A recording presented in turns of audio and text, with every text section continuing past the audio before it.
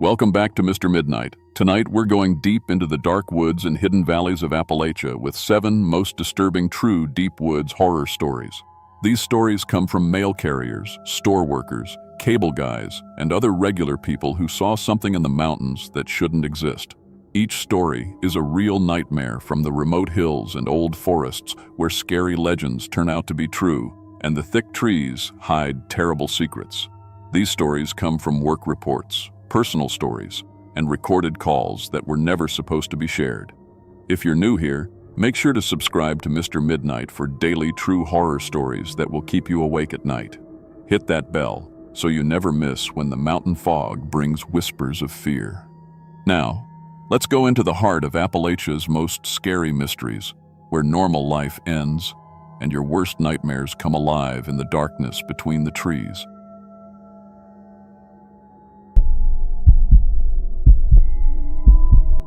My name is Frank Kowalski, and I've been a mail carrier in eastern Kentucky for 15 years.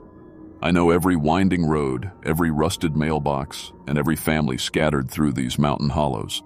Most people think delivering mail is just dropping letters in boxes, but out here it's different. We're the lifeline. We bring medicine to folks who can't drive to town. We deliver Social Security checks to people who depend on them to eat. We're sometimes the only person these mountain families see all week. I take pride in my route. Rain or snow, I make sure everyone gets their mail.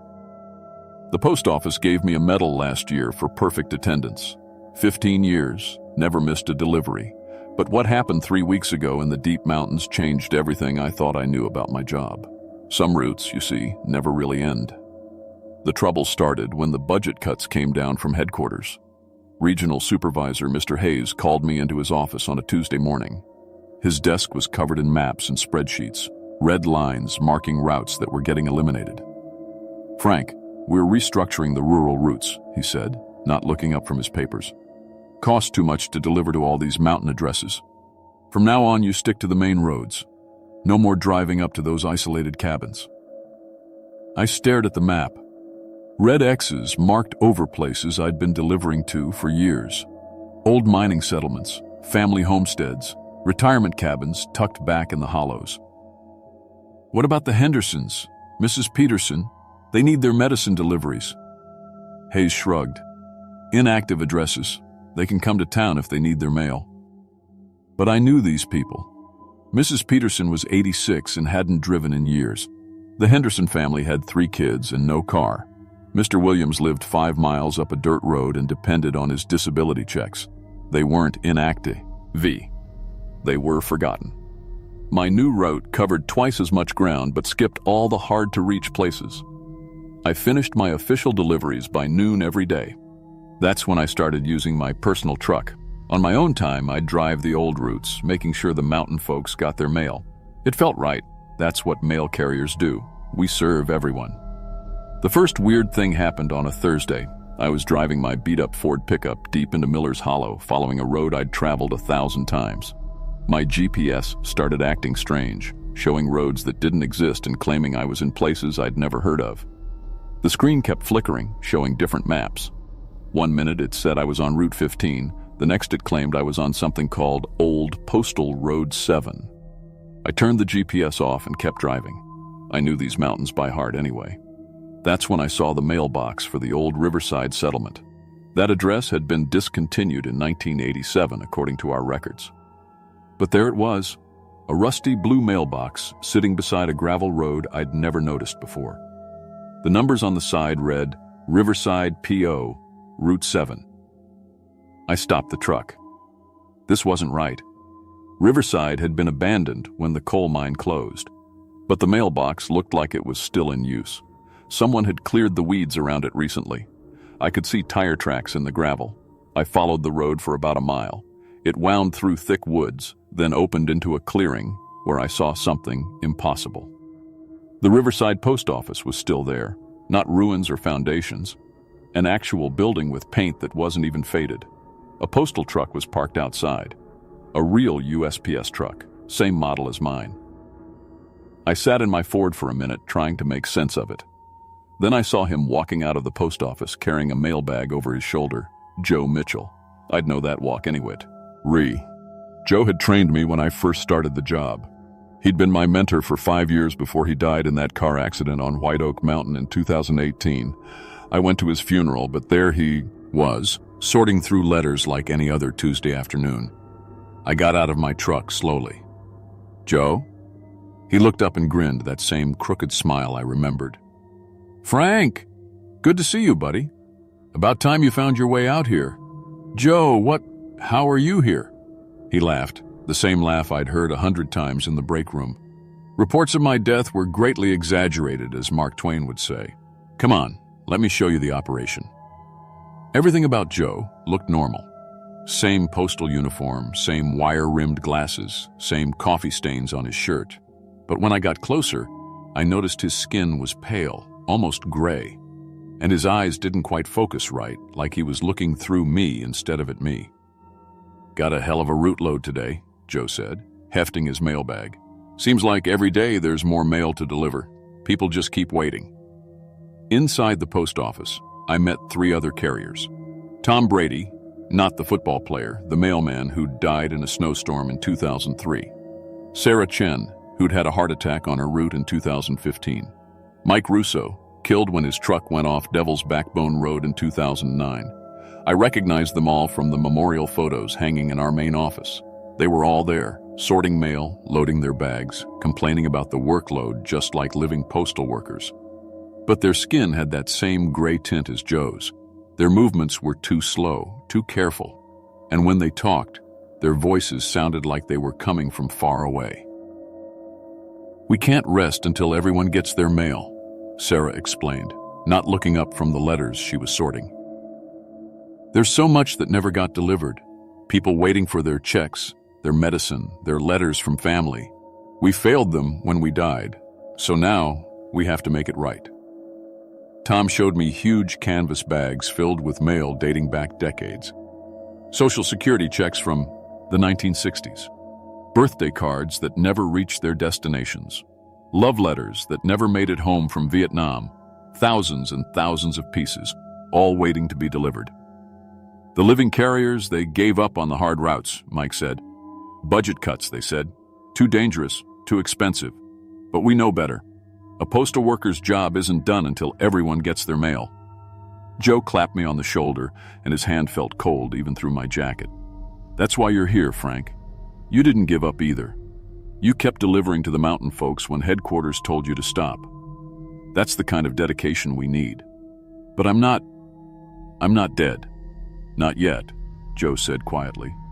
"But you're close, closer than you think." That's when I started feeling dizzy. The post office began spinning around me. Through the window I could see my Ford pickup, but it looked different, older, covered in snow that hadn't been there 10 minutes ago.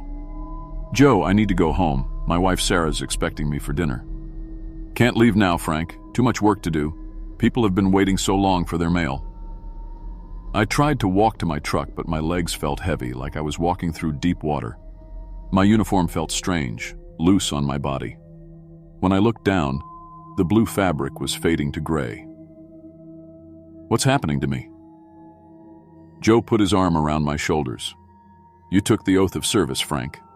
Neither snow, nor rain, nor heat, nor gloom of night stays these couriers from the swift completion of their appointed rounds. Sometimes that appointment takes longer than expected." I caught my reflection in the post office window. My face was pale, my eyes unfocused, just like theirs. I looked like I was disappearing, becoming transparent around the edges. "I died, didn't I?" 3 days ago, Joe said gently. "Car went off the road during that bad storm. Truck rolled down into Lear's Ravine. They found your body this morning, but you weren't in the truck. You walked 3 miles through the snow with your mailbag trying to finish your deliveries. That's dedication, Frank. That's why you belong here with us." I remembered now. The snowstorm had come out of nowhere. The mountain road was icy. I'd been trying to deliver Mrs. Peterson's heart medication when my truck hit that patch of black ice. The last thing I remembered was the truck rolling, mail scattering everywhere, and thinking about all the people who were waiting for their deliveries. Sarah, my wife. "She's been looking for me?" "The search teams found you this morning," Tom said. still in uniform, still carrying your mail bag. They said it was the most dedicated thing they'd ever seen, a postal worker who kept trying to deliver mail even after he died. Outside, I could see other postal trucks arriving, more carriers like us, all gray-skinned and slow-moving, all carrying bags full of undelivered mail. Some I recognized from old memorial photos. Others were from decades before my time, all of us bound by the same duty. How long do we have to do this? Until everyone gets their mail, Sarah said. Could be years, could be forever. Depends on how much guilt we carry. I looked at the mountains of undelivered mail. Letters from soldiers who never came home. Birthday cards for children who grew up without them. Medicine that might have saved lives if it had arrived on time. All of it, our responsibility now. Joe handed me a new mail bag, heavy with letters addressed to people who'd been waiting decades for delivery. Your route starts at dawn, Frank. We'll cover the really isolated places, the ones the living carriers won't go. That's our specialty now. I took the bag. It felt right in my hands. This was what I'd always done. Made sure everyone got their mail no matter how hard it was to reach them. My funeral was on a Saturday. Through supernatural eyes, I watched my wife Sarah receive a condolence card with no return address. She recognized my handwriting. Immediately. The postmark said, Riverside P.O., a post office that wasn't supposed to exist. Every day at 3 p.m., Sarah finds a letter from me in her mailbox. I tell her about my new route, about the people I'm finally able to help, about the mail that's been waiting so long to be delivered. She understands. She always knew how seriously I took my job. Sometimes she drives out to the abandoned Riverside settlement and leaves fresh coffee and sandwiches at the old post office. Other families started doing the same, wives and children of postal workers who never came home. They know we're still out there, still working. The new mail carriers avoid the deep mountain roads now, especially during bad weather. But hikers sometimes report seeing postal trucks on abandoned roads at twilight. Letters addressed to dead people still disappear from the main post office sorting room. My supervisor quietly retired my route number out of respect. But the route isn't really retired. It's just been transferred to the night shift where time moves differently and the mail never stops coming. I'm still Frank Kowalski, and I'm still a mail carrier in eastern Kentucky. I've just got a different kind of route now, one that doesn't end until every last person gets what they've been waiting for. In the Postal Service, we have a saying, the mail must go through. Even after death, some of us take that more seriously than others.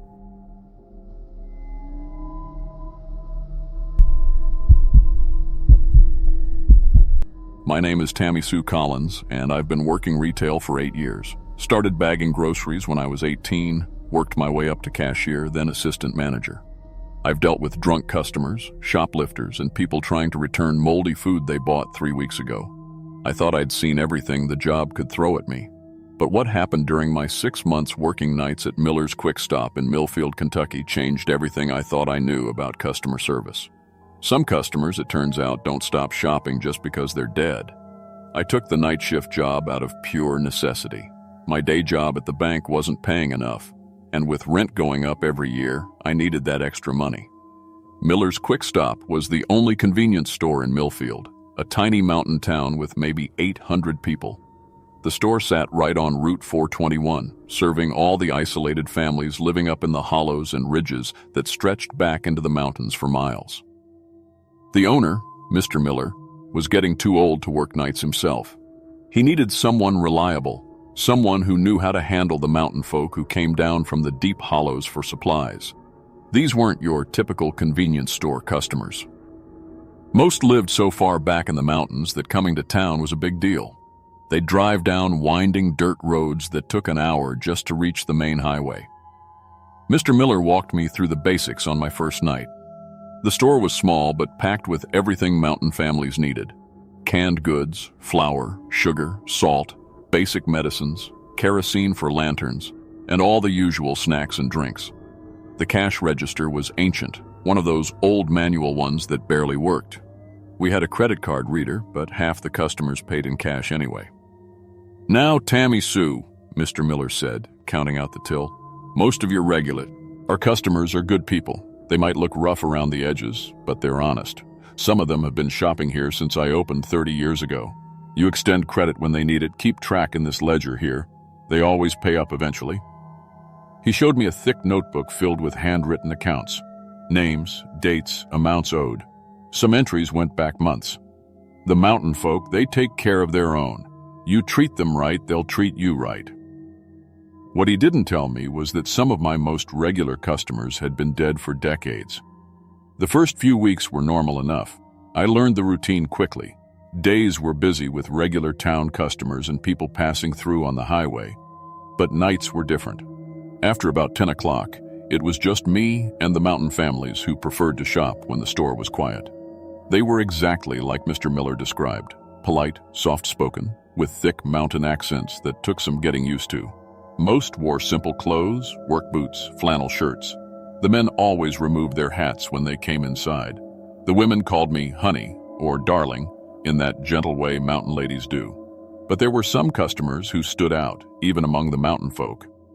They always came between midnight and 4 in the morning, always paid in cash, old bills and coins that looked like they came from a different era, and they only bought certain things: flour, salt, sugar, basic medicines, kerosene, matches. Never anything modern like energy drinks or frozen dinners or lottery tickets. The first one I really noticed was Luke Maynard, probably in his 70s, thin as a rail, with deep-set eyes and hands that looked like they'd seen decades of hard work. He came in every Tuesday night around 2 a.m., driving an old Ford pickup that looked like it hadn't been made since the 70s. Luke always bought the same things: 5-pound bag of flour, salt, sugar, a bottle of aspirin, and a gallon of kerosene. He'd count out exact change from a worn leather pouch, mostly quarters and dimes. Some so old, I could barely make out the dates. "How's your family doing, Mr. Maynard?" I asked one night, making conversation while I bagged his groceries. "Oh, we're getting by up the holler," he said in that mountain way of speaking, all the words running together. "My grandson Billy, he's working the 3rd shift at the sawmill, brings home enough to keep us fed." I nodded and smiled, but something about that bothered me. I'd lived in Millfield my whole life, and I knew the sawmill had been closed for years, shut down after some kind of accident back in the late 70s before I was born. But I figured maybe Luke was confused, or maybe there was another sawmill I didn't know about deeper in the mountains. Old folks sometimes get their facts mixed up. It was Luke who paid me with the mercury dimes that really got my attention. 3 weeks into the job, he came in for his usual supplies, but when he opened his pouch, it was mostly dimes. Old silver dimes with dates from the 1940s. "Mr. Maynard," I said, "these dimes are really old. They might be worth more than face value." He looked at me with those deep eyes and shook his head. "Money's money, darling. A dime's a dime." I took them, but something felt strange. The coins were cold, much colder than they should have been sitting in someone's pocket, and they had this weird smell like wet earth or old leaves. After Luke left, I couldn't stop thinking about those dimes and about what he'd said about his grandson working at the sawmill. So I did what any curious person would do in a small town. I looked it up. The Millfield Public Library stayed open late on Thursdays, and they had all the old newspapers on microfilm. I found what I was looking for in the September 15, 1978 edition of the Millfield Herald. "Sawmill Accident Kills 2, read the headline. The article described how a boiler explosion at Hare, 12 Sawmill, had killed Luke Maynard, age 73, and his grandson Billy Maynard, age 19. Both had been working the night shift. Luke's body was found near the main saw, Billy's near the boiler room. I stared at that screen for a long time, reading the article over and over. Luke Maynard, 73 years old, died September 13, 1978, almost 50 years ago. But I had just sold groceries to Luke Maynard 3 nights earlier. I started paying closer attention to my strange late-night customers after that. There was Mary Ellen Combs, who bought flour and sugar every Friday night. She always mentioned her husband Junior, who was working the coal mine over in Harlan County. I looked her up too. Mary Ellen and Junior Combs had died in the 1977 flood when their trailer was swept away. She was 62, he was 65. Then there was the Davidson family, Tom, his wife Sarah, and their teenage son Mark. They came in together every Sunday night buying supplies for the week. Tom always mentioned how Mark was doing good in school, might even get to go to college. I found their obituaries from 1981, house fire. All three had died of smoke inhalation. Every single one of my midnight customers, the ones who paid in old money and bought only basic supplies, were dead, had been dead for decades. But here they were, shopping in my store like they were still living their old routines. The security cameras should have picked up something, right? Mr. Miller had installed them a few years back after a couple of break-ins. But when I checked the recordings the next morning, they showed me standing behind the counter, apparently talking to empty air and bagging groceries for no one. On the recordings, I looked crazy, taking money from invisible hands, putting groceries in bags that floated away on their own, the register drawer opening and closing by itself. I started keeping my own records. A little notebook where I wrote down every ghost customer, what they bought, when they came in, what they said. The patterns were clear. They were all buying the same things they would have bought when they were alive. All shopping at the same times they used to. All still talking about their lives like they were ongoing. Luke still talked about Billy working at the sawmill. Mary Ellen still worried about Junior's cough from the coal dust. The Davidsons still planned for Mark's future. They were stuck in their old lives, playing them out over and over again. The living customers never saw them. I tested this by watching carefully when regular customers came in during the day. If Mrs. Henderson from town was shopping at the same time as Mary Ellen Combs, they walked right past each other like the other person didn't exist. But I could see them all. After a month of this, I decided to test something. When Luke came in for his Tuesday night shopping, I worked up the courage to say something. "Mr. Maynard," I said as he counted out his dimes, "I looked up that sawmill accident from 1978, the one where you and Billy died." He went very still, his old hands frozen over the coins. "Now why would you go and do a thing like that?" he asked, not looking up at me. "Because I was curious. Because you and Billy died almost 50 years ago, but you're standing here buying groceries." Luke finally looked up and his eyes were sadder than anything I'd ever seen.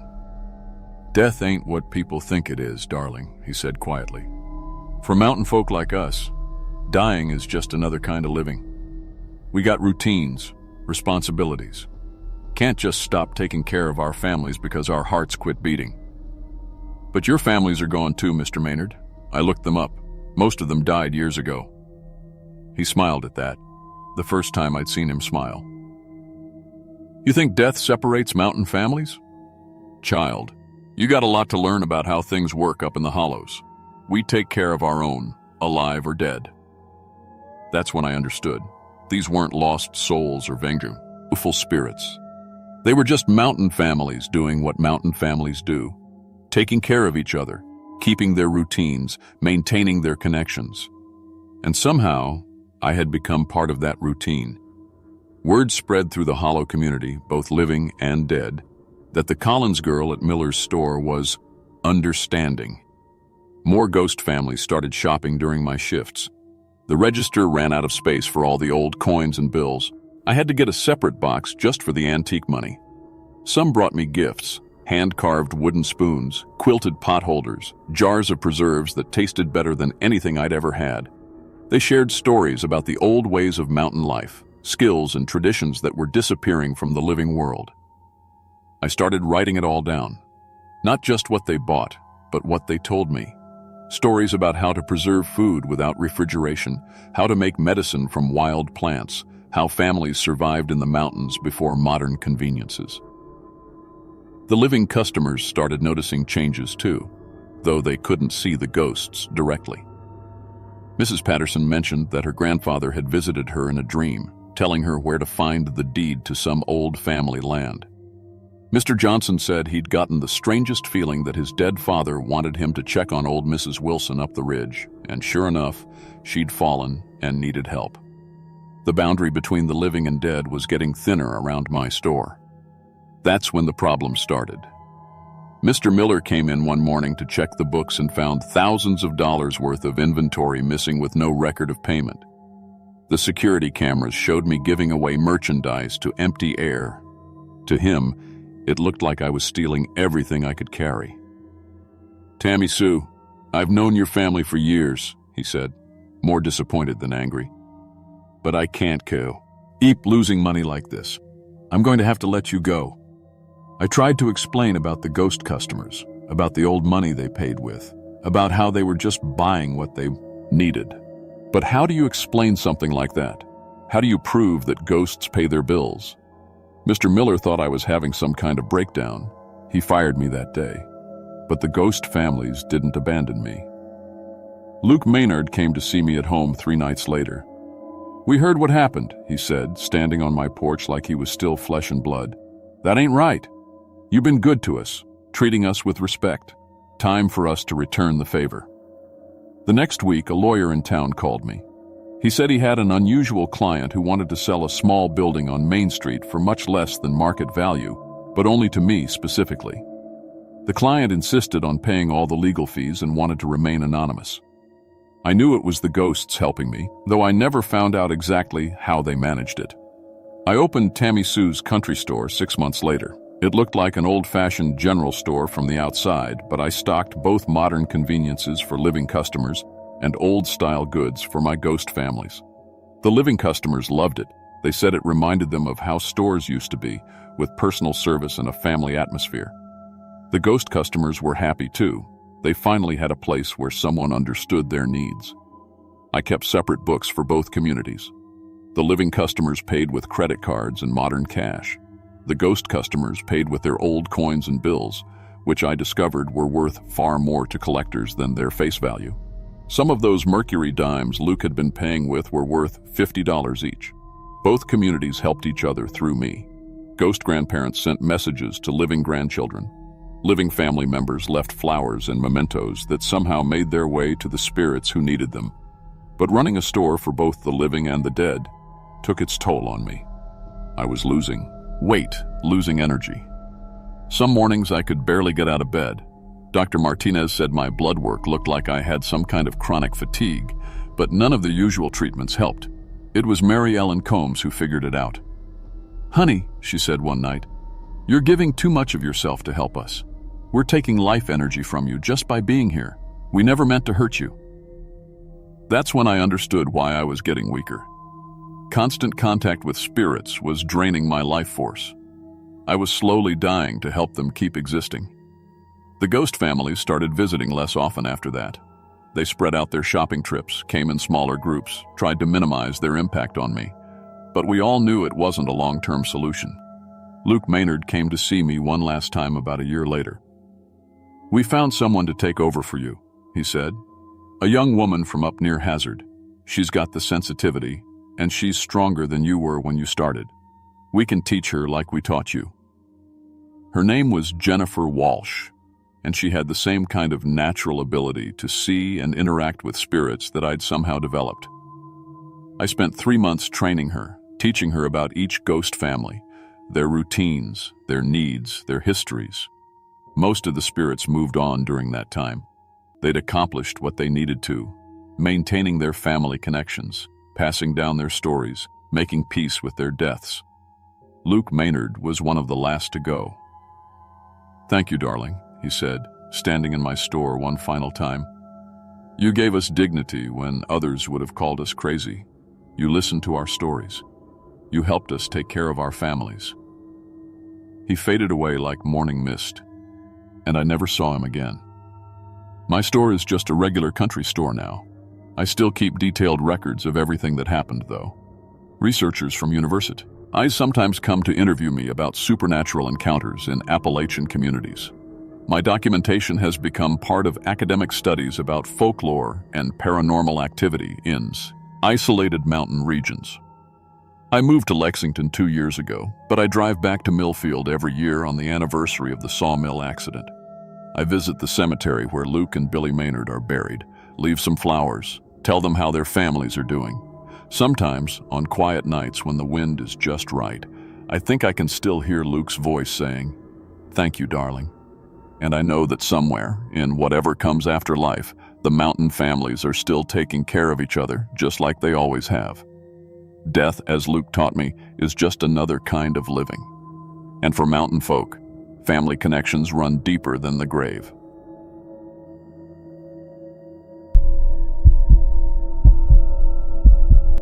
My name is Randy Hutchins, and I've been installing cable and internet service for 15 years across rural Tennessee. I work for Mountain View Communications, handling the customers that other techs won't touch, the ones living way up in the mountains where GPS doesn't work and cell towers can't reach. I drive a beat-up service van loaded with every type of cable box and router you can imagine, because you never know what ancient TV setup you'll find in these remote cabins. Most of my coworkers stick to the easy jobs in town. They complain when they have to drive more than 20 minutes from the office. But me? I actually like the challenge.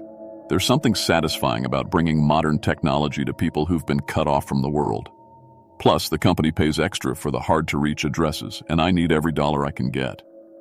I've installed satellite dishes on rooftops during thunderstorms, run cable lines through crawl spaces full of snakes, and set up internet for families who hadn't watched TV in years. I thought I'd seen every possible situation a cable guy could face.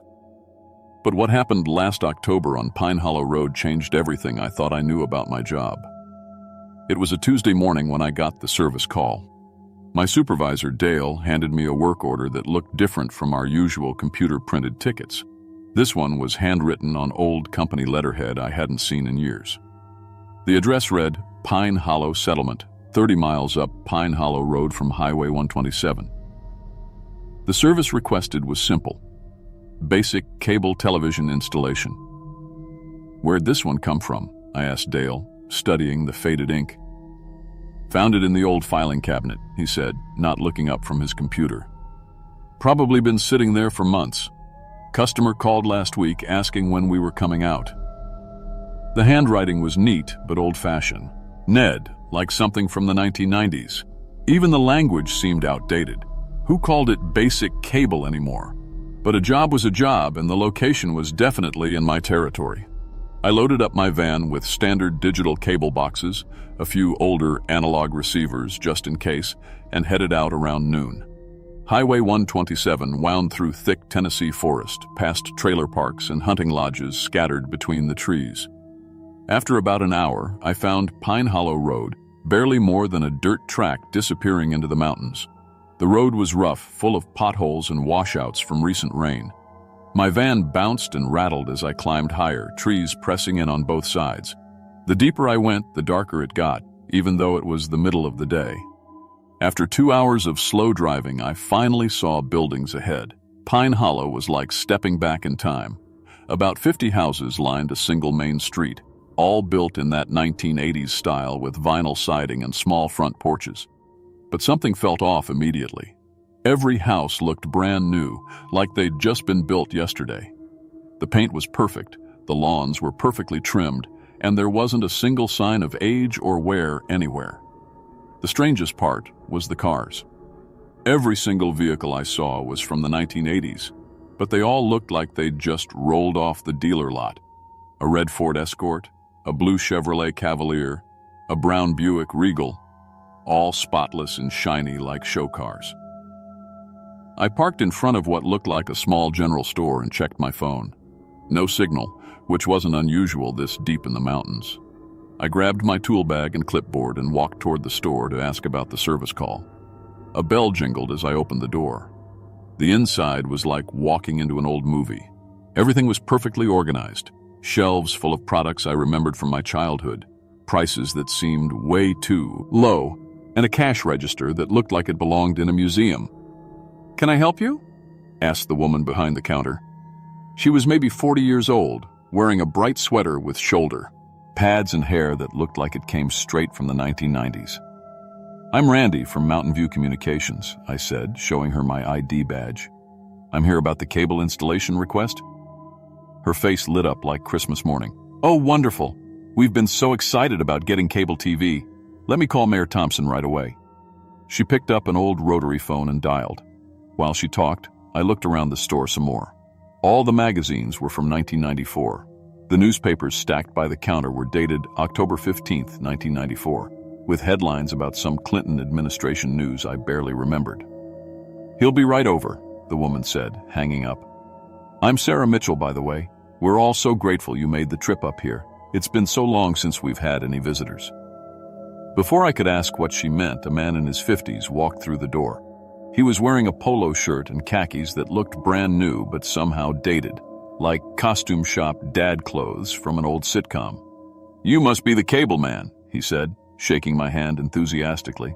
"I'm Bill Thompson, the mayor. Welcome to Pine Hollow. We can't wait to see what's on TV these days. I heard they might be making new episodes of Cheers soon." I stared at him.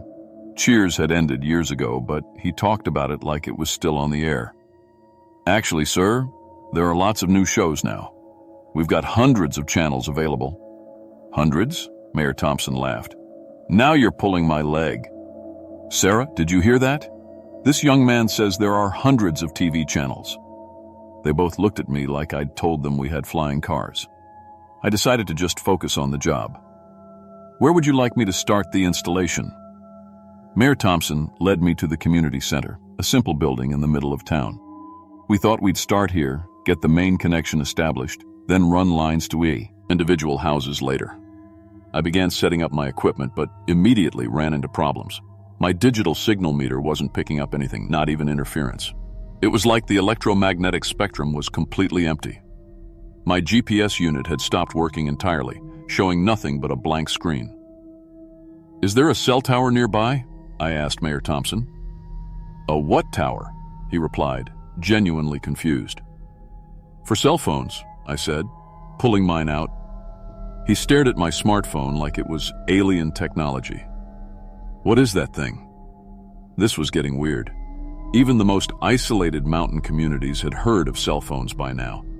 I tried explaining, but he just shook his head in amazement. "Looks like something from Star Trek," he said. "What will they think of next?" I decided to try the older analog equipment I'd brought as backup. Surprisingly, it worked perfectly. The signal came through clear and strong, picking up channels I didn't even know still existed. Local news stations, old network programming, even some channels that had gone off the air years ago. "This is incredible," Mayor Thompson called to his neighbors who had gathered to watch. "Look at all these channels. We're getting Channel 7, Channel 12, even that new Fox network." The Fox network? That hadn't been new since the late 1980s. But everyone in Pine Hollow was acting like it was cutting-edge technology. As I worked, more residents came to watch. They all had that same outdated look. Clothes that seemed new but from decades ago, hairstyles that screamed 1990s, and a complete amazement at technology that should have seemed ancient to them. "Can we really get CNN?" asked an elderly woman. "I want to see what President Clinton is up to." "President Clinton?" I stopped working and really looked at these people. "Ma'am, Clinton hasn't been president for a long time." She looked confused. "Yes. What do you mean? He just got elected in '92. My hands started shaking as I connected the cables. Something was very wrong here. I checked my watch. It clearly showed October 2024, but everyone in Pine Hollow seemed to think it was still 1994. "What's today's date?" I asked Mayor Thompson. "October 15th, 1994, of course," he said. "Why do you ask?" I pulled out my phone and showed him the date. He squinted at the screen but didn't seem to understand what he was looking at. "That's a mighty fancy calculator," he said. "But I think it's broken." My truck radio had been picking up stations during the drive, but when I went back to check it, everything had changed. Instead of the country and rock stations I'd been listening to, it was only playing music from the early 1990s. The news reports were talking about events from 30 years ago like they were happening today. I walked around town trying to understand what was going on. Every calendar I saw showed October 1994. Every newspaper was dated October 15th, 1994. The residents talked about current events from that time period, made references to TV shows that had been canceled decades ago, and seemed genuinely confused by anything from after 1994. That's when I noticed something even stranger. The same conversations kept happening over and over. I watched Mayor Thompson introduce himself to me 3 times, using the exact same words each time. Sarah Mitchell answered the phone with identical enthusiasm every time it rang. The children playing in the street repeated the same games in the same order. When evening came, I tried to leave. But my van wouldn't start. The engine turned over but wouldn't catch. even though it had been running fine all day. Worse, the road I'd driven in on seemed different now. It curved in directions I didn't remember, and no matter which way I drove, I kept ending up back in the center of town. I spent the night in Pine Hollow's small motel. The owner, a cheerful woman named Betty, charged me $12 for the room and seemed thrilled to have a guest. "We don't get many, visitors," she said, handing me an actual metal key. "Not since the road got so bad." "What happened to the road?" I asked. "Oh, that landslide back in '94, she said casually. "Blocked the main route to town, but I'm sure they'll get it cleared soon." I woke up the next morning to find everyone acting like it was October 15th, 1994, all over again. The same conversations, the same activities, even the same weather. Mayor Thompson introduced himself to me again with the same enthusiastic handshake. That's when I realized the horrible truth. I went to the town library and found old newspaper archives from after 1994. The headlines were devastating. "Mountain community lost in massive landslide. Search called off for Pine Hollow residents. 50 people presumed dead in mining disaster." According to the reports, Pine Hollow had been completely cut off on October 15, 1994, when illegal strip mining operations had destabilized the mountain above the town. A massive landslide had buried the access roads and triggered a rockfall that killed everyone in the settlement. The mining company had covered up their involvement, and Pine Hollow had been forgotten by the outside world. But somehow the entire community was still here, still living that final day over and over again. They had no memory of dying, no awareness that 30 years had passed. They were trapped in a supernatural loop, repeating their last day for eternity. My presence was disrupting the pattern. Some residents began remembering things from after October 15, 1994. Fragments of memories that couldn't exist in their world. Children mentioned Halloween plans that would never happen. Adults talked about winter preparations for a season they'd never see. When I showed them photos and videos on my phone, when it worked, proving that decades had passed, the reaction was devastating. Some people broke down crying, finally understanding they were dead. Others refused to believe it, insisting I was lying or crazy. "We can't be dead," Sarah Mitchell sobbed. "I have dinner in the oven. My kids are coming home from school." But her kids would never come home. None of them would ever leave October 15, 1994. I realized I was trapped too. Every time I tried to drive out of town, the roads led me back. My equipment only worked sometimes, connecting me briefly to the outside world before cutting out again. I was becoming part of their loop, destined to repeat the same service call forever. The breakthrough came when I started documenting everything. When my phone worked, I recorded videos of the town, interviewed residents, and gathered evidence about the mining disaster. The truth wanted to come out. These people deserved justice for what had happened to them. Working with the residents who could handle the truth, we researched the cover-up. The mining company, Appalachian Resource Group, had falsified safety reports and bribed local officials to ignore their dangerous practices. When the disaster happened, they'd used their connections to suppress the investigation and hide their role in the deaths. As we uncovered more truth, something changed in Pine Hollow. The time loop began to weaken. My equipment started working more consistently. Some residents began remembering their full lives, not just their final day. "We need people to know what happened," Mayor Thompson said during one of his lucid moments. "We need justice." On what felt like my 100th October 15th in Pine Hollow, my phone finally connected to the internet with full signal.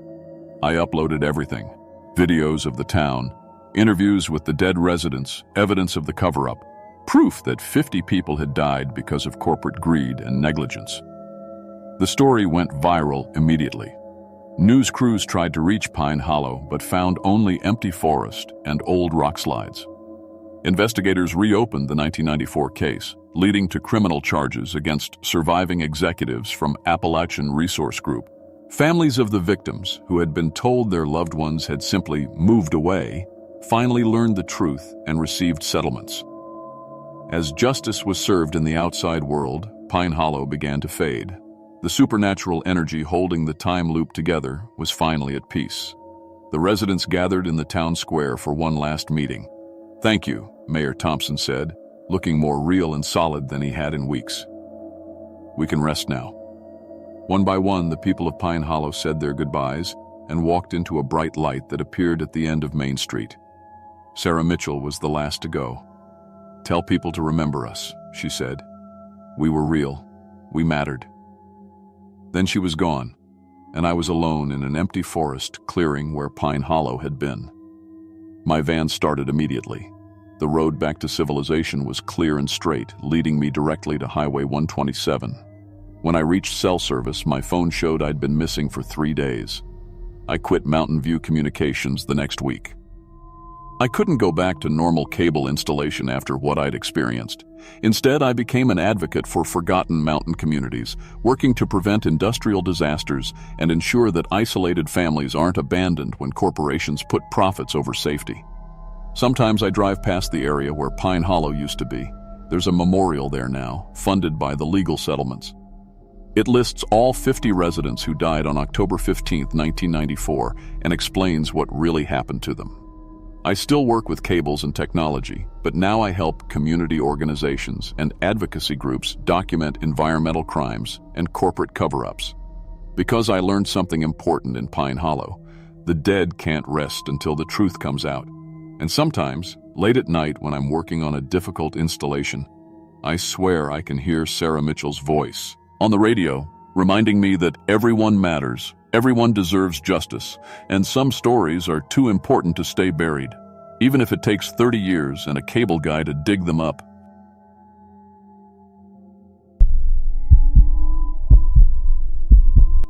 My name is Jerry Simpson, and I've been a high-voltage power line technician for 12 years. I started right out of high school, working my way up from ground crew to senior climber. I've fixed lines during ice storms that would make your teeth chatter, worked through summer heat that could cook an egg on the metal towers, and climbed structures so tall you can see 3 states from the top. I'm not afraid of heights, electrical work, or working alone in the mountains. But what happened last October in the Blackwater Canyon area of West Virginia changed everything I thought I knew about my job. I found out that some things living in those mountains are a lot more dangerous than 69,000 volts of electricity. I work for Mountain State Electric, maintaining transmission lines that carry power across the remote ridges of West Virginia. Our service area covers about 400 square miles of some of the most rugged terrain in Appalachia. The work isn't glamorous. Most days I'm climbing 200-foot steel towers to replace insulators, check connections, or clear vegetation. My truck is loaded with climbing gear, voltage testers, replacement hardware, and enough safety equipment to open my own shop. I've got my Class A commercial license for the bucket truck, my high-voltage electrical certification, and 12 years of experience working lines that could kill you if you make one wrong move. The crew knows me as the guy who volunteers for the hardest climbs. While other techs prefer bucket truck work, I actually enjoy free climbing the tall structures. There's something peaceful about being up there, 300 feet above the forest, with nothing but you, the steel, and the mountain wind. Plus, the pay is better for high-risk climbs, and with a mortgage and 2 kids, every dollar counts. Everything started going wrong in early October. We'd been getting calls about mysterious power outage. It was in the Blackwater Canyon area. The outages didn't make sense. They'd last anywhere from 20 minutes to 3 hours, then power would come back on by itself. No storm damage, no equipment failures, no tree branches on the lines. Our control room couldn't find any logical reason for the blackouts. The really weird part was the customer complaints. People said they heard this low humming sound right before the power went out. Not the normal 60 hertz hum you get from transmission lines. This was deeper, almost like singing. Some folks said it sounded like it was coming from inside the towers themselves. My supervisor, Rick Martinez, had been with the company for 25 years and had never seen anything like it. "Jerry," he said, pulling up the outage reports on his computer, "we've got 7 towers in a 15-mile stretch that are causing problems. No pattern to it.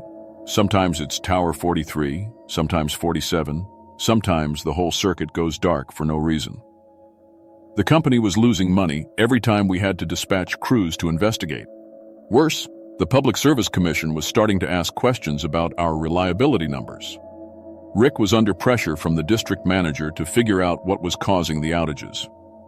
"I need someone to do a full inspection of Tower 47, Rick told me on a Tuesday morning. "It's the tallest structure in the affected area, 300 feet, sits on Hawksbill Ridge. If something's interfering with our lines, that tower would be the most likely target." Tower 47 was a beast. A massive steel lattice structure that carried 369 kVVR circuits across a deep valley. It was so remote that we could only reach it by helicopter or ATV, and even then you had to hike the last mile through thick forest. I'd been up that tower maybe 6 times in my career, always for major repairs or equipment upgrades. "I'll take the ATV up tomorrow morning," I told Rick. "Weather looks good, and I can be there by sunrise." That night I loaded my truck with everything I'd need for a full tower inspection: climbing gear, voltage detector, binoculars, camera for documenting any damage, and my portable radio. I also packed extra water and my emergency GPS beacon, company policy for any solo work on remote towers. I left the house at 4:30 a.m., driving the back roads toward Blackwater Canyon as the sun started to rise. The autumn colors were incredible, reds and golds covering the mountainsides like someone had set the forest on fire. It would have been beautiful if I hadn't been so focused on the job ahead. The ATV trail to Tower 47 was rough, 4 miles of switchbacks and rocky terrain that took me 40 minutes to navigate. When I finally reached the tower site, something felt wrong immediately. The forest was too quiet. No birds singing, no squirrels chattering, nothing. Even the insects seemed to have abandoned the area. Then I saw the scratch marks. Deep gouges in the steel beams near the base of the tower, like someone had taken a giant set of claws and raked them across the metal. The marks were fresh, no rust, still showing bright steel underneath, but they were way too big to be from any animal I knew. Bear claws might scratch metal, but these gouges were 8 feet off the ground and ran in parallel lines that were 2 feet apart. I pulled out my camera and started documenting everything. As I walked around the base of the tower, I found more evidence that something was wrong. Sections of the security fencing had been torn open from the inside, not cut with tools, but ripped apart by something incredibly strong. My voltage detector was acting strange too. It kept beeping randomly, showing readings that didn't match anything I was seeing. According to the device, there should have been dangerous voltage levels in areas where the lines were clearly de-energized. I started my climb around 7 a.m., checking each level of the tower structure as I went up. The first 100 feet looked normal. Insulators, clean, connections tight, no obvious problems. But as I climbed higher, I started finding more of those scratch marks and sections where the electrical cable had been cut clean through. Not damaged by weather or equipment failure, deliberately cut. Someone or something had been systematically sabotaging the power lines from inside the tower structure. The cuts were precise, like they'd been made by someone who knew exactly where to damage the cables to cause outages without triggering our protection systems. At 200 feet, I found the nest. It was built in the cross-bracing between the main structural members, made from stolen copper wire woven together with animal bones and what looked like pieces of clothing. The whole thing was about 6 feet across and reeked of decay and ozone. That sharp smell you get during electrical storms. Inside the nest, I could see partially eaten birds and small animals, but also things that made my blood run cold. Human jewelry, a watch, some rings, a necklace with someone's name engraved on it. I recognized one of the rings from a missing person case I'd seen on the local news. A hiker named David Walsh had disappeared in this area 3 months ago. My radio crackled to life. "Jerry, this is base. How's it looking up there?" I keyed the mic, but before I could answer, I heard something moving above me. Heavy, deliberate movement on the steel beams, like something large was shifting its weight. The whole tower structure vibrated slightly. "Base, I'm at the 200-foot level," I said quietly into the radio. "Found some unusual damage up here. Going to check the upper levels." As I climbed past the nest, the scratching sounds got louder. Metal on metal, like claws scraping across steel beams. My voltage detector was going crazy now, beeping constantly and showing impossible readings. At 250 feet, I looked up through the tower structure and saw it. A creature hanging upside down from the crossbeams about 30 feet above me. It was roughly human-shaped but covered in coarse black fur. Its wings were folded against its back, leathery membranes that looked like they could span 20 feet or more. But the face was the worst part, like someone had crossed a bat with a human, all sharp teeth and glowing red eyes. The thing was staring right at me. I froze on the ladder, not daring to move. Every instinct told me to climb down as fast as possible, but the creature was between me and the ground. My hand slowly moved toward my radio, but before I could call for help, the thing spoke. "You climb in my territory, wireman." Its voice sounded like metal grinding against metal, like the tower itself was talking to me. The creature unfolded its wings slightly and dropped down to my level, hanging upside down from a beam about 10 feet away. I was just inspecting the tower, I managed to say. "I can leave. I won't bother you."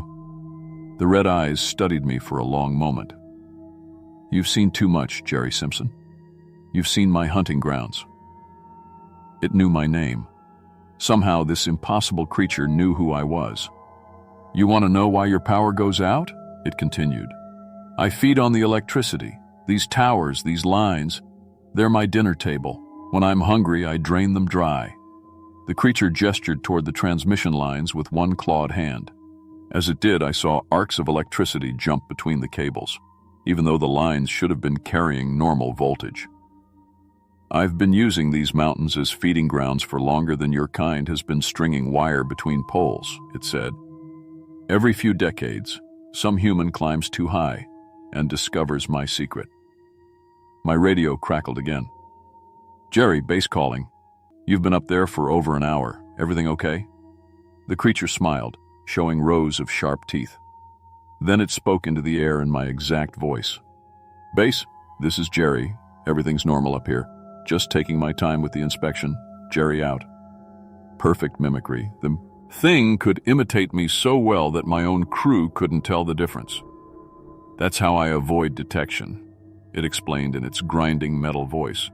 "When utility workers get too curious, I simply become them long enough to redirect their attention." The creature wrapped its wings around me and lifted me higher up the tower. At 280 feet, I could see the full scope of what I was dealing with. In the distance, I could make out dozens of other transmission towers, and many of them had the same kind of damage I'd found here. "My territory covers 3 states, the creature said proudly. "Hundreds of towers, thousands of miles of wire. Your power companies have been feeding me for decades without knowing it." It dropped me onto a narrow beam, forcing me to balance 280 feet above the ground with nothing but my safety harness to keep me from falling. "Now, Jerry Simpson, I give you the same choice I gave David Walsh and the others. Join me in my electrical feast and live forever, or—" The creature gestured toward the ground far below. I pretended to consider its offer while slowly reaching for the emergency beacon on my safety harness. The device would send a distress signal with my GPS coordinates to our dispatch center. What would I have to do?" I asked, trying to keep the creature talking. "Feed with me," it said. "Drain the power from these lines. Feel the electricity flow through your body instead of just working around it. You already understand the power. I can sense it in you." As it spoke, the creature began pulling energy from the transmission lines around us. Sparks and electrical arcs lit up the tower structure like a Tesla coil display. The hair on my arm stood up from the static electricity in the air. In the chaos of electrical discharge, I managed to activate my emergency beacon without the creature noticing. Now, I just had to stay alive long. Enough for help to arrive. The Mothman, because that's what it had to be, the legendary creature people had been seeing in Appalachia for decades, was completely focused on feeding. It had. Its wings spread wide, and electricity was actually flowing from the lines into its body. I realized this might be my only chance. While the creature was distracted, I grabbed one of the energized ground wires and jammed it against the Mothman's wing. The shock went through both of us like a lightning bolt. The creature screamed, a sound like metal tearing, and lost its grip on the tower beams. It fell about 50 feet before spreading its wings and catching itself, but the electrical shock had clearly hurt it. I didn't wait around to see if it was okay. I clipped into the tower's safety cable and rappelled down as fast as I could, ignoring proper safety procedures in my desperation to reach the ground. Behind me, I could hear the creature recovering, its wings beating against the tower structure as it climbed back up. But I was already at the 100-foot level and dropping fast. When I hit the ground, I could hear helicopter rotors in the distance. My emergency beacon had worked. Rick and the crew were coming to investigate. The Mothman must have heard it too, because when I looked back up the tower, the creature spread its massive wings and disappeared into the forest. Rick's helicopter landed about 10 minutes later. They found me sitting at the base of Tower 47, covered in electrical burns from my contact with the energized wire, shaking uncontrollably. "Jesus, Jerry, what happened up there?" Rick asked as the crew helped me into the helicopter.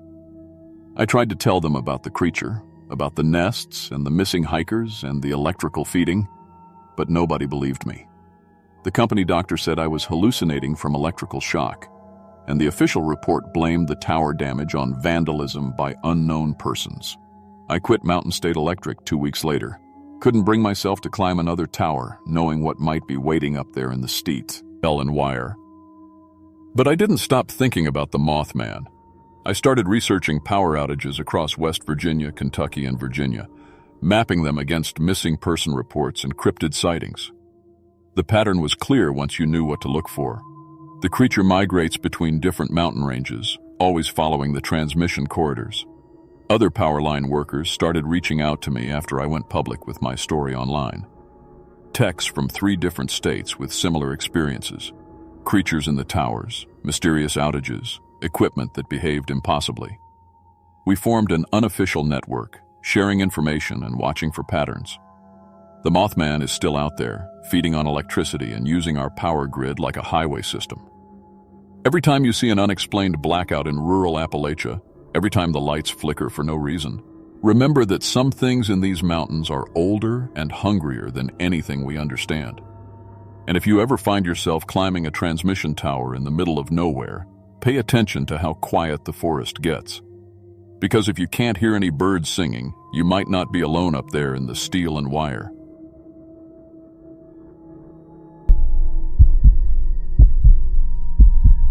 My name is Caleb Morrison, and I've been a professional hunting guide in the Blue Ridge Mountains of North Carolina for 21 years.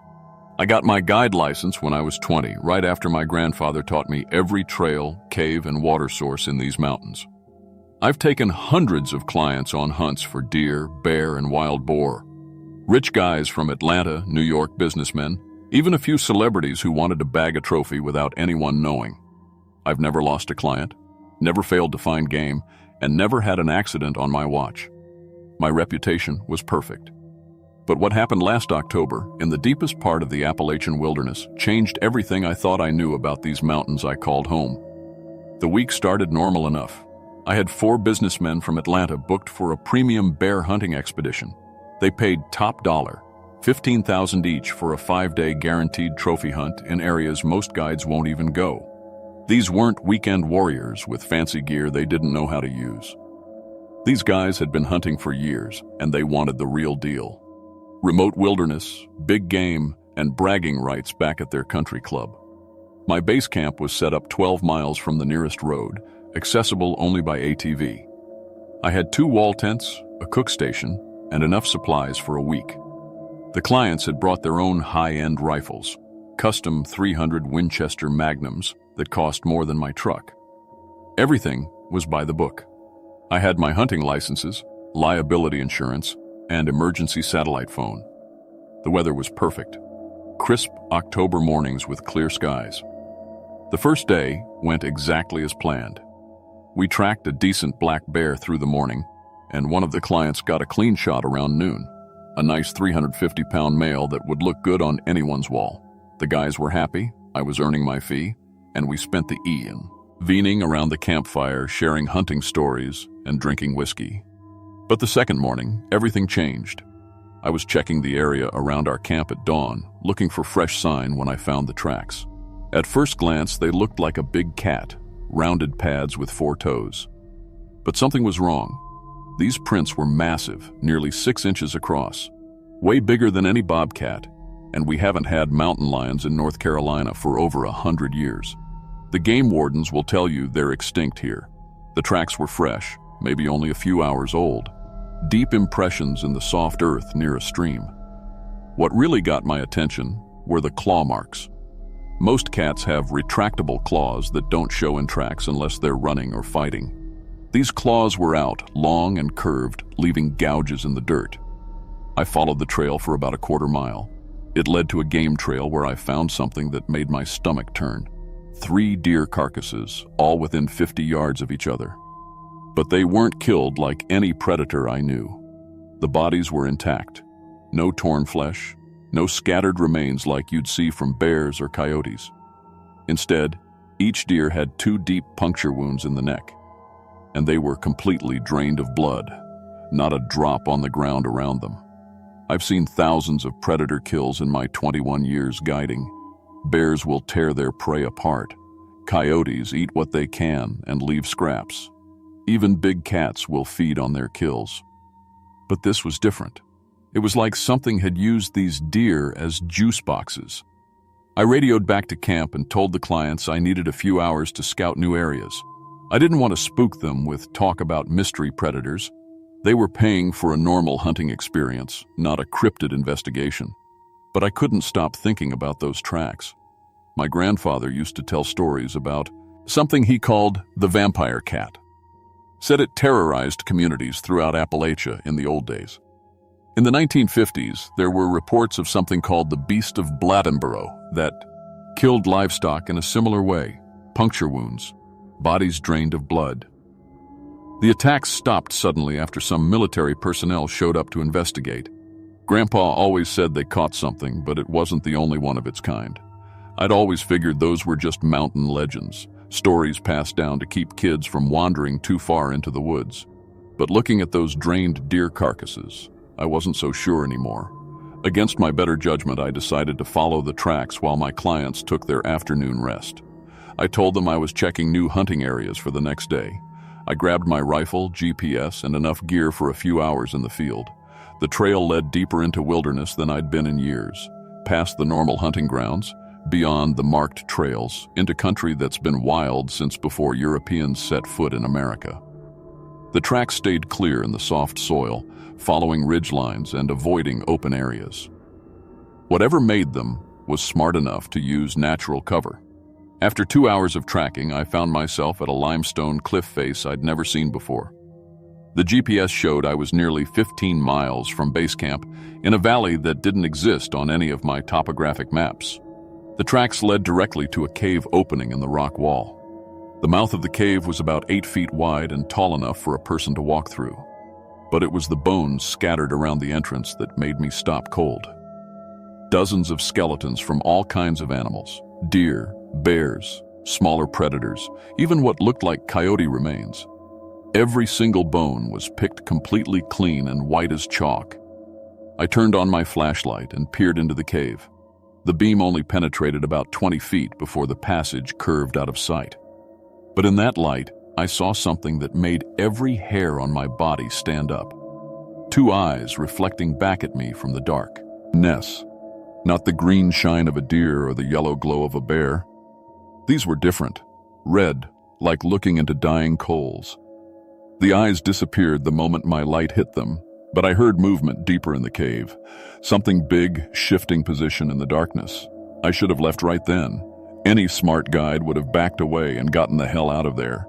But 21 years of experience made me curious instead of careful. I'd dealt with black bears, wild boars, and aggressive clients. I figured I could handle whatever was hiding in that cave. I was wrong. I took 3 steps into the cave when something moved behind me. I spun around just as a creature emerged from a side passage I hadn't seen.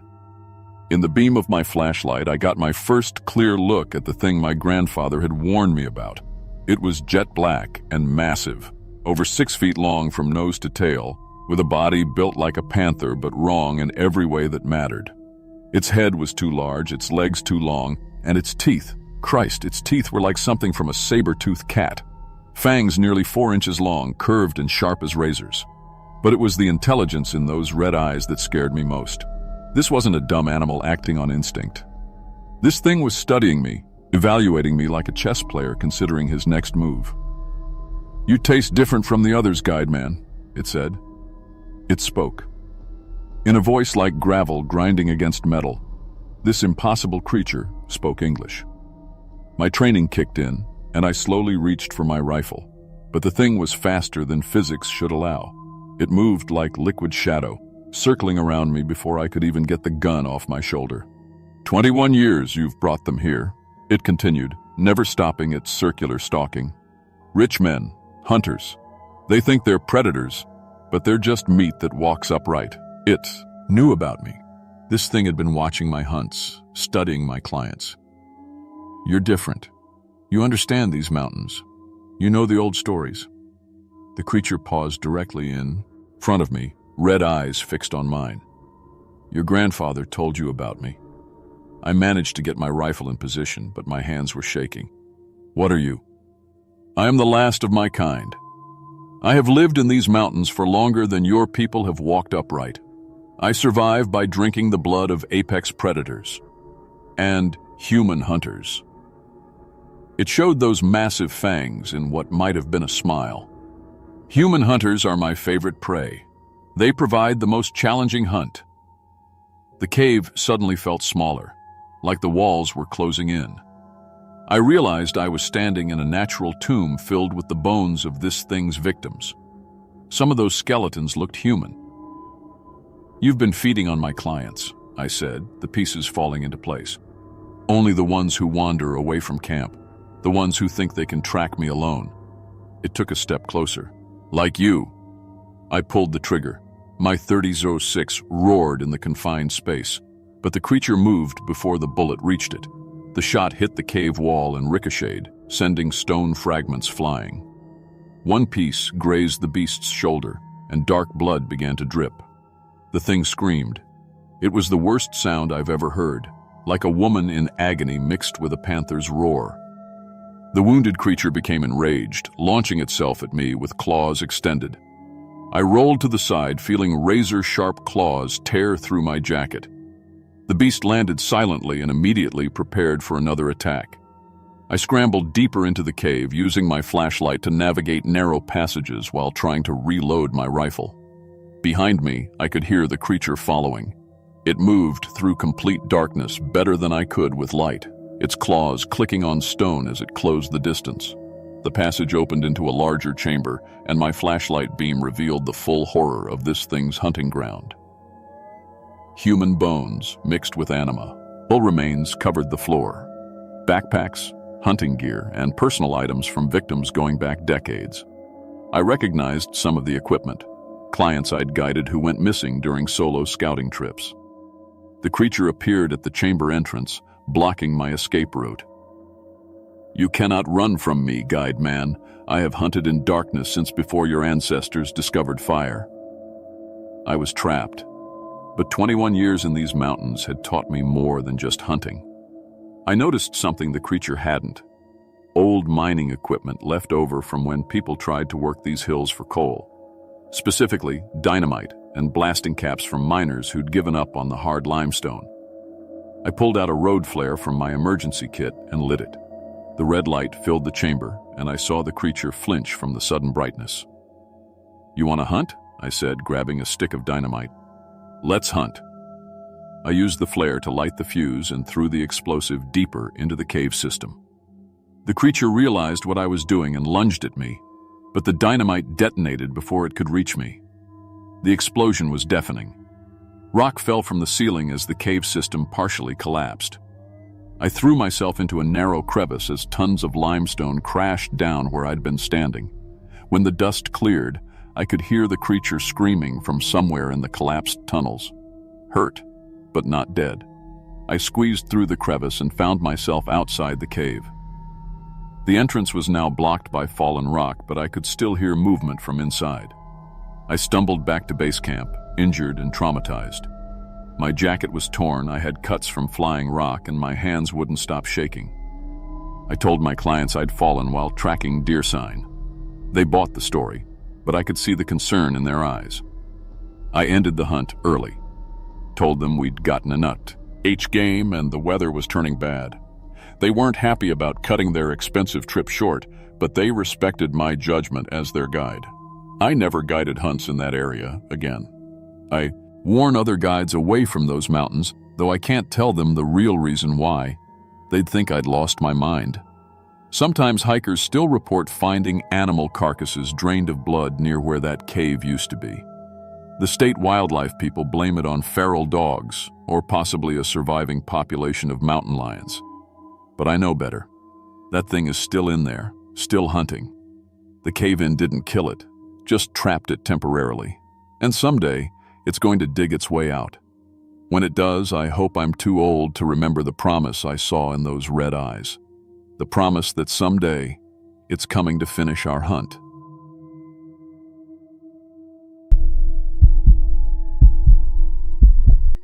My name is Tommy Briggs, and I've been driving long-haul trucks for 8 years. I got my CDL when I was 28, right after my dad lost his job at the steel mill. The pay's decent, and I like being on the road. Most drivers hate the overnight runs, but not me. The highways are empty, the radio plays better music, and there's something peaceful about watching the world sleep while you're moving cargo from one place to another. My regular route takes me through the most remote parts of Arkansas and Tennessee, delivering supplies to logging camps and construction sites tucked away in the mountains.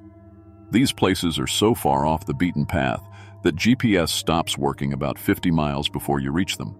But after 8 years of making this run twice a week, I know every curve, every hill, and every truck stop by heart. I drive a 2018 Peterbilt 579 with a 53-foot dry van trailer. She's got 720,000 miles on her, but the engine still purrs like the day she rolled off the lot. I keep her clean, check the tires before every trip, and never skip an oil change. In this business, your truck is your lifeline. Break down in the middle of nowhere, and you're stuck until help comes, if it comes at all.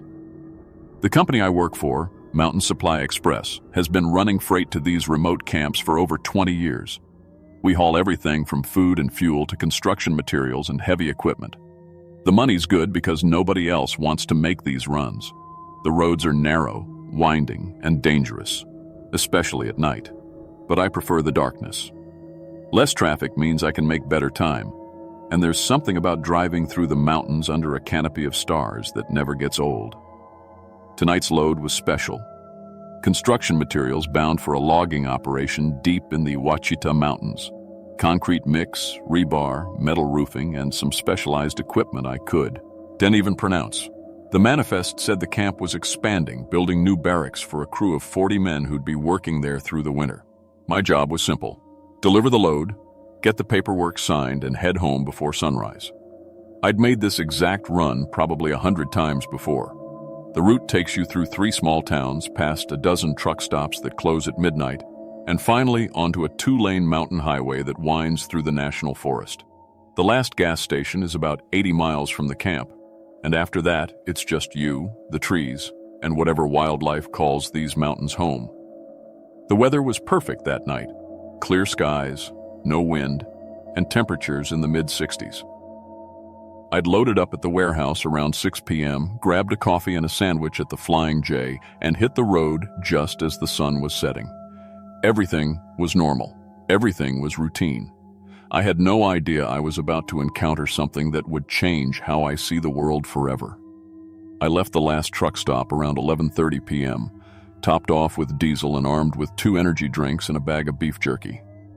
The GPS had already given up, showing nothing but green forest for miles in every direction, but I didn't need it. I knew this road like the lines on my palm. The highway stretched ahead of me, 2 lanes of cracked asphalt cutting through dense forest on both sides. The headlights of my Peterbilt carved through the darkness, illuminating reflective mile markers and the occasional deer crossing sign.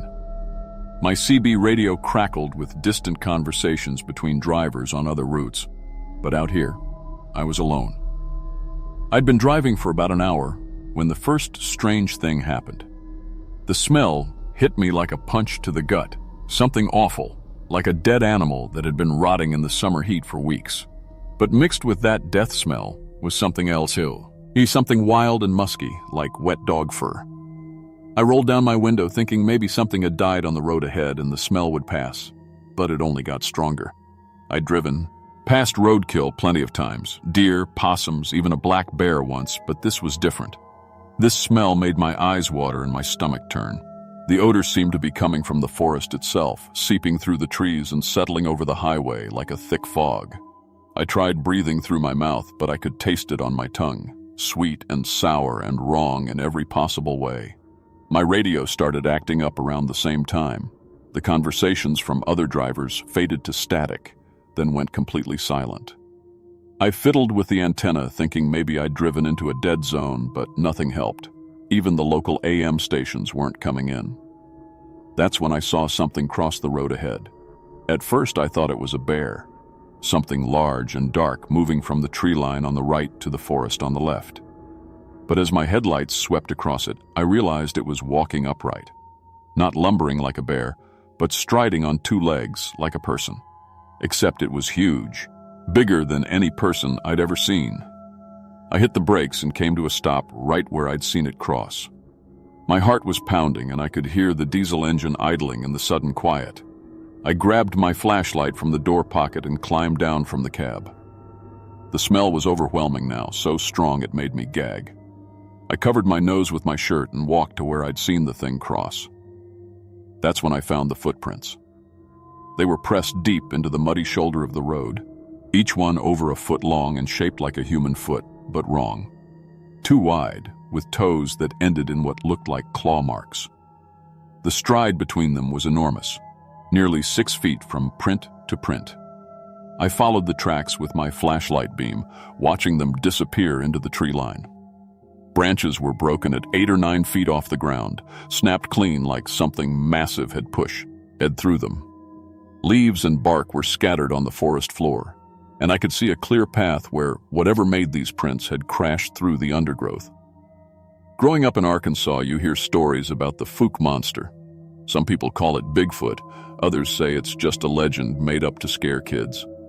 I'd always figured it was bull, just stories told around campfires to give people the creeps. But standing there in the middle of nowhere, staring at footprints that couldn't belong to any animal I knew, I wasn't so sure anymore. I heard breathing in the darkness beyond my flashlight beam, deep, steady breaths that sounded almost human but wrong somehow, too loud, too slow. The sound made the hair on my arms stand up. Then something hit my truck. The sound was like a sledgehammer against metal, loud enough to echo through the forest. I spun around and saw a dent in the side of my trailer, right about head high for something 8 feet tall. A rock the size of a softball lay on the ground beneath it. I ran back to my cab and locked the doors, my hands shaking as I turned the key. Nothing. The engine that had been purring like a kitten just minutes before was completely dead. I tried again, pumping the gas pedal, but got nothing but the sound of the starter clicking uselessly. That's when I saw it in my passenger side mirror. The creature was standing at the edge of my headlight beam, just barely visible in the darkness. It was massive, over 7 feet tall, covered in coarse, reddish-brown hair that seemed to absorb the light rather than reflect it. Its arms hung down past its knees, ending in hands that looked almost human except for the size. Its face was the worst part. It looked like someone had tried to mix an ape and a person and gotten it horribly wrong. Yellow eyes that caught the light like a cat's, a mouth full of teeth that were too big and too sharp, and an expression of intelligence that was somehow more frightening than animal rage would have been. The Fook monster, because that's what it was, no matter how crazy it sounded, circled my truck slowly, examining it like a mechanic checking for problems. When it placed its hands on the side of my trailer, the whole rig rocked back and forth. I could see its handprints on the metal afterward. Muddy impressions of fingers that were too long and palms that were too wide. I tried my CB radio, desperate to call for help, but all I got was static mixed with sounds that didn't make sense, howls and grunts that might have been voices trying to form words. The creature seemed to hear the radio and tilted its head toward my cab like a dog listening to a whistle only it could hear. Then it climbed onto my trailer. I felt the suspension compress under its weight as it walked across the top of my load. The cargo straps I'd tightened that afternoon started snapping one by one, and I heard my freight shifting and crashing to the ground. Construction materials that weighed hundreds of pounds were being tossed around like toys. But the monster wasn't just destroying my load randomly. It was looking for something specific. I watched in my mirrors as it sorted through the concrete mix and rebar, tossing aside the lighter materials and collecting the metal pieces. It handled the steel beams like they were made of cardboard, bending them into shapes that made no sense. The creature was using tools, not just picking things up and throwing them, but actually using the metal pipes as levers and the rebar as digging implements. Whatever this thing was, it wasn't just an animal. It was intelligent, maybe more intelligent than I wanted to admit. I started honking my horn, long blasts that echoed through the forest. Maybe someone would hear. Maybe it would scare the creature away. Maybe I'd wake up and discover this was all just a nightmare brought on by too much coffee and not enough sleep. Instead, the monster responded by slamming its fists against my windshield. Spimo. Eider web cracks spread across the glass with each impact, and I was sure it was going to cave in completely. The sound was deafening inside the cab, like being inside a bass drum while someone beat it with hammers. That's when I saw the others. My horn had attracted attention, but not the kind I'd hoped for. Eyes were reflecting in the forest around me, dozens of pairs, glowing like amber marbles in my headlights. They were watching from the trees, from behind rocks, from the shadows at the edge of the road. More creatures emerged from the darkness, smaller ones that might have been juveniles, walking alongside what I assumed were adults. They moved like a family, communicating with grunts and hand gestures that looked almost like sign language. The big one that had been dismantling my truck was clearly the leader. The others deferred to it, waiting for its signals before approaching. I realized I hadn't stumbled into a random encounter. I'd driven into their territory during some kind of gathering. Maybe they were a family group. Maybe it was mating season. Or maybe they'd chosen this stretch of highway as a hunting ground, waiting for trucks like mine to come through carrying the materials they needed. Because that's what they were doing, harvesting construction supplies. The creatures worked with disturbing efficiency, sorting through my freight and taking only the metal and tools. They ignored the concrete mix and the roofing materials, but every piece of steel, every tool, every bit of hardware disappeared into the forest. They'd been doing this for years, maybe decades. How many drivers had been through here and reported accidents or equipment failures? How many loads had been mysteriously damaged or lost? I thought about all the stories I'd heard about trucks breaking down on this route, about drivers who'd quit after one too many strange encounters they couldn't explain. The monsters were building something deep in the forest, using stolen materials to construct whatever it was they needed, and they were smart enough to only take what they required, leaving enough undamaged freight to make it look like accident or incompetence rather than theft. Suddenly, my truck roared to life. The battery that had been dead minutes before now showed full power, and the engine turned over on the first try. I didn't waste time wondering why. I threw the transmission into drive and floored the accelerator. The creatures blocking the road scattered as I crashed through their group, but they didn't run in panic like animals would. They moved with purpose, regrouping behind me as I pulled away. In my mirrors, I could see them chasing my truck on foot, their long strides keeping pace with my speedometer as it climbed past 40, then 50, then 60 miles per hour. They followed me for what felt like hours but was probably only a few miles, their eyes glowing in my taillights like traffic cones. Only when I crossed what must have been the edge of their territory did they finally give up, fading back into the forest like they'd never been there at all. I reached the logging camp just as the sun was coming up, my hands still shaking and my shirt soaked with sweat. The crew foreman took one look at my truck, covered in muddy handprints and missing half my cargo, and asked what the hell had happened. I tried to tell him. I tried to explain about the creature, the footprints, the intelligence behind those yellow eyes. He listened politely, then suggested I get some coffee and rest before making the drive home. Fatigue-induced hallucinations, he called it. Happens to long-haul drivers all the time. But the other drivers at the camp weren't so quick to dismiss my story. Over breakfast, they shared their own experiences, tools that went missing overnight, equipment that was moved or damaged by something that wasn't human, sounds in the forest that didn't match any known animal. They'd learned not to work alone after dark, and they'd learned not to investigate strange noises. I filed my incident report with the company, describing the encounter as equipment failure and possible vandalism. The insurance covered the lost cargo, and my supervisor chalked it up to one of those things that happens when you're driving through remote areas. But I started carrying a camera on my runs after that. Motion activated, infrared, mounted where it couldn't be seen from outside the cab. And I've documented more encounters than I care to count. Shadows moving between the trees, eyes reflecting in my mirrors, handprints on my truck that appear overnight when I'm sleeping in truck stops. The Fook monsters are real, and they're not the primitive animals the legends make them out to be. They're intelligent, organized, and they've been using our highways as their personal supply chain for longer than any of us want to admit. They take what they need and leave just enough evidence to maintain the myth while keeping the truth hidden. I still drive that route twice a week. The pay's too good to give up, and besides, now I know what to expect. I keep my windows up, my doors locked, and my camera rolling. And sometimes, late at night when the forest is quiet and the road stretches empty ahead of me, I wonder what they're building out there in the darkness. Whatever it is, I hope I never have to see it.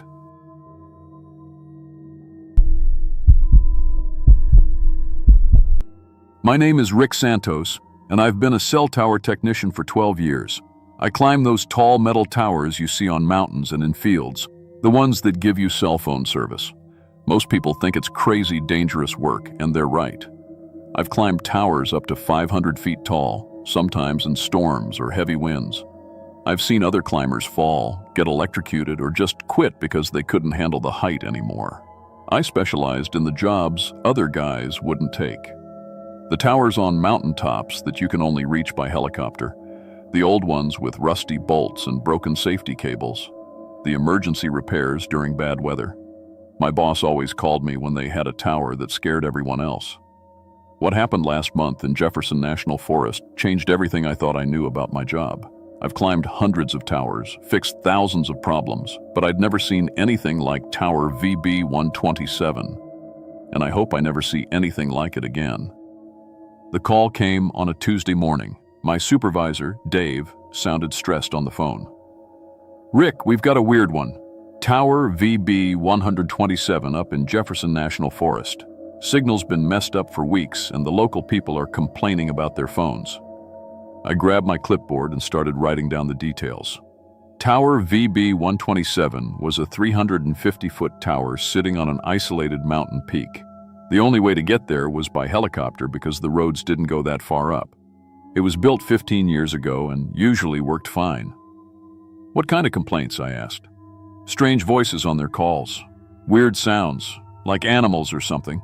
Calls getting dropped or connecting to wrong numbers.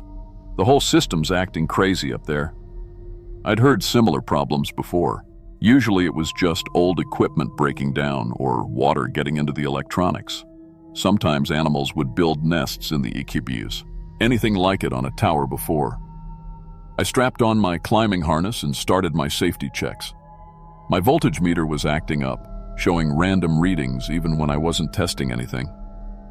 My radio kept picking up static and what sounded like distant voices, but I couldn't make out any words. Probably just interference from the broken equipment up top, I told myself. But something felt wrong from the moment I clipped my first carabiner to the tower. I started climbing at 9 a.m. The first 100 feet went normally, just standard tower climbing on a clear morning. But around 150 feet, I started noticing more of that dried substance on the beams. It was thicker here, coating entire sections of metal. Some of it looked fresh and wet. My equipment kept malfunctioning. My safety monitor, which tracks my heart rate and position, showed error messages I'd never seen before. My radio filled with strange sounds, clicks, squeaks, and what sounded like multiple people talking at once, but too quiet to understand. At 200 feet, I found something that made me stop climbing completely. Wedged between the tower beams were objects that didn't belong there.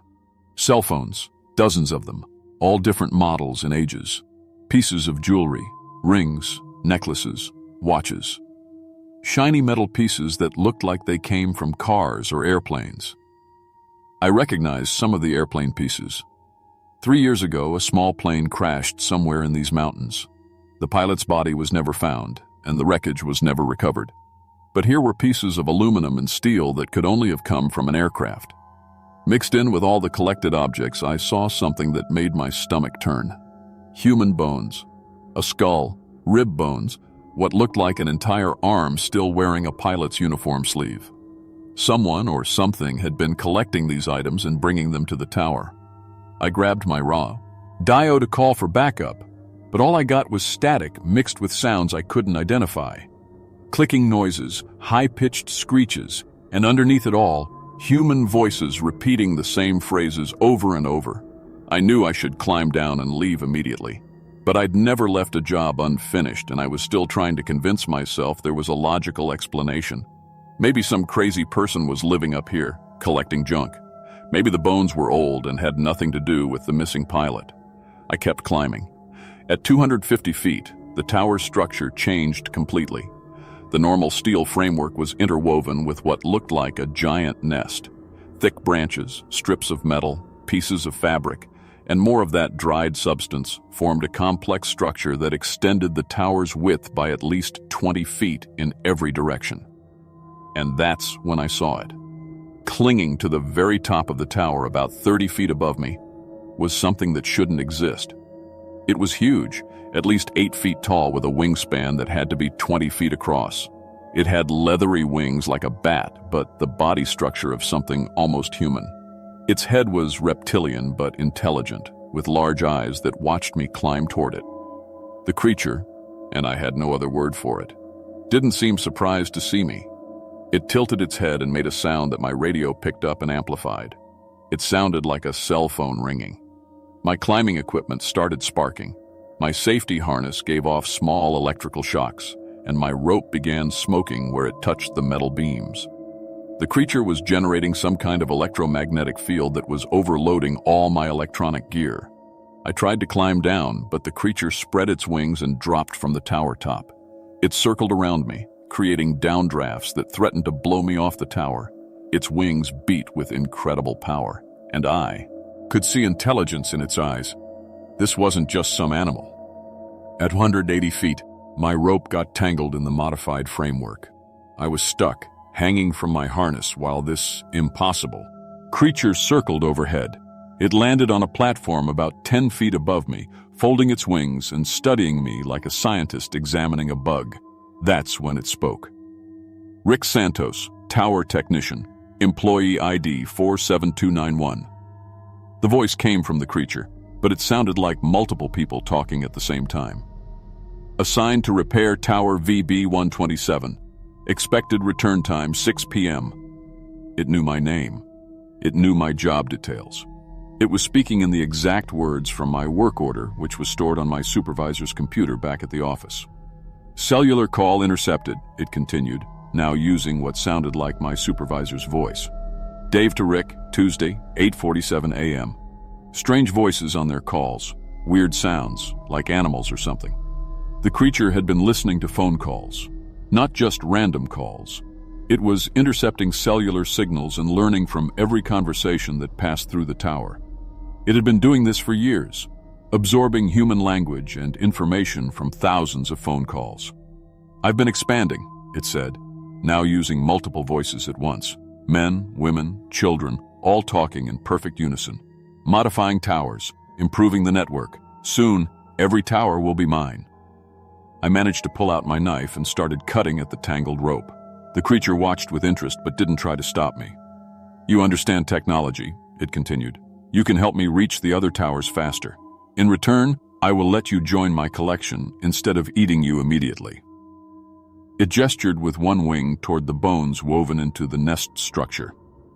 I realized this thing wasn't just collecting shiny objects. It was collecting people. The missing pilot, and probably others who had come too close to its territory. I've learned so much from the voices, it said, now using the voice of a young girl. GPS coordinates, traffic patterns, daily schedule. Less. I can lure people anywhere I want just by making their phones give wrong directions. My rope finally cut through, and I started rappelling down the tower as fast as I could. The creature took off from its platform and followed me down, landing on different levels as I descended. "Police dispatched to Unit 47, it said in a perfect imitation of a radio operator. "Missing hikers last seen on Route 12. Search area expanded to include mountain roads." It was telling me how it hunted. It would cause car accidents by disrupting GPS signals, then collect the victims and their belongings. It had been doing this for years, and no one had connected the missing people to problems with cell towers. At 100 feet, I deployed my emergency chute and let go of the rope entirely. The creature tried to follow, but it was too big to maneuver between the thick trees. I landed hard in the forest and immediately started running toward the helicopter landing zone. Jim was waiting with the engine already running. "Get in," he shouted. "Something's been circling overhead for the last hour." I threw my gear in the helicopter and we took off immediately. Looking back at the tower, I could see the creature perched on top, watching us leave. It made no attempt to follow. The flight back was mostly silent. My equipment was fried, my rope was cut, and I had no proof of what I'd seen except my own story. I knew no one would believe me. I was right. When I filed my report, Dave listened politely and then asked if I'd been drinking or if I was having personal problems. The company sent another technician to the tower a week later. He reported that the equipment was working fine and found no sign of any problems. But I started paying attention to missing person reports in areas with remote cell towers. I found patterns: hikers disappearing near mountain towers, car accidents where GPS systems led PEs, Opal into dead zones, small aircraft going down in areas with communication problems. I quit tower climbing 3 months ago.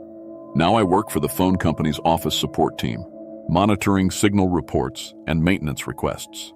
Whenever I see complaints about strange voices or weird sounds from towers in remote areas, I flag them for investigation. Other climbers have started contacting me privately. Stories about modified towers, electromagnetic interference, and things living in the framework that shouldn't exist.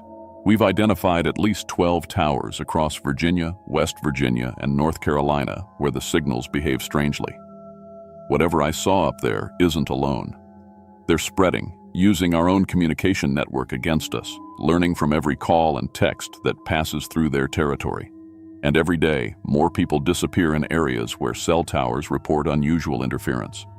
I know I should report this to the authorities, but who would believe it? Instead, I keep monitoring, keep tracking the patterns, and I try to warn people away from the towers that show the wrong kind of problems, because I've learned that sometimes when your cell phone picks up strange voices or connects to the wrong number, it's not a technical malfunction. Sometimes something is listening, and sometimes it's hungry.